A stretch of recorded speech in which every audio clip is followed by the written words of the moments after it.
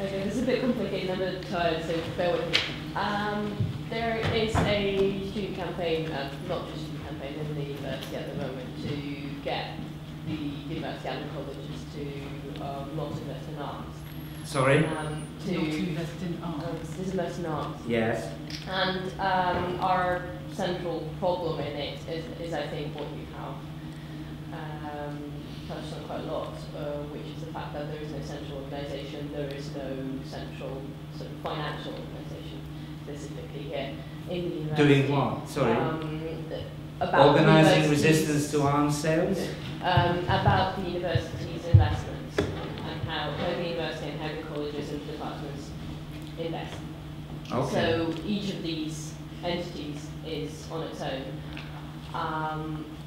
And so it's incredibly difficult to get some sort of ethical investment policy through just because there's so many people involved in such different roles, different really complicated hierarchy. And yeah, you also mentioned trying to build a world civil society or a world government or something like this. Now,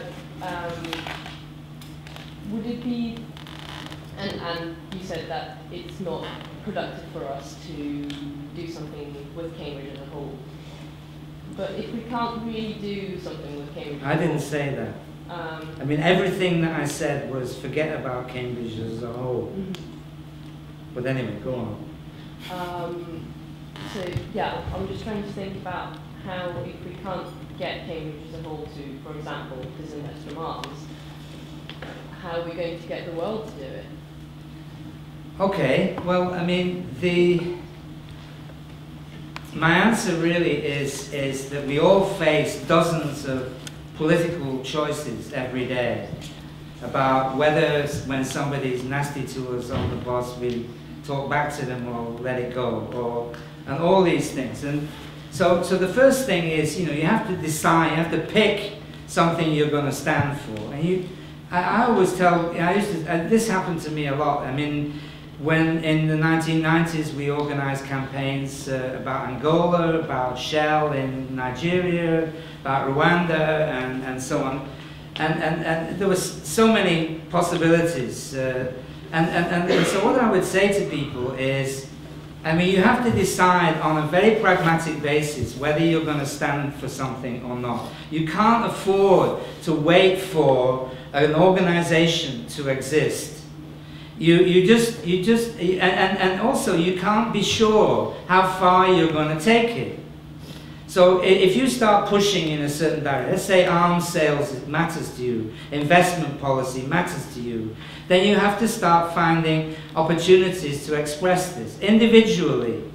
And in the process, you may meet other people doing the same thing, and you may be able to combine with them. Or it may be that you find that the resistance to what you're trying to do is so overwhelming that you give it up.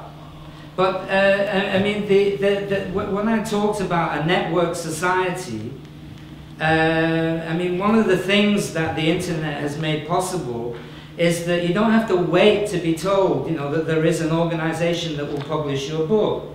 You can develop your own website and stick stuff out. And in the process of sticking stuff out, you meet other people who respond to it and lead you to what they're doing and so on and so forth. I knew an old revolutionary from the Caribbean called C.L.R. James. And people used to come to him every day in his 80s. He lived in Brixton. And they came every day, young African politicians and all kinds of people fighting drugs, people doing different things. And they said, what can we do? And he used to say, and he was thinking about his own time as an activist in the 1930s. He says, you find a friend and you make a newspaper. And you write in the newspaper what you know. And maybe only 2 pages. But then you get it out in any way you can, and maybe you find somebody else with a 2-page newspaper, and you pool your resources and put out a 4-page newspaper. Now you can see that the technology that he's referring to for getting stuff out is so much different from ours, but it's the same principle. You start by doing something small, on your own if necessary, and you react to the social forces that you meet.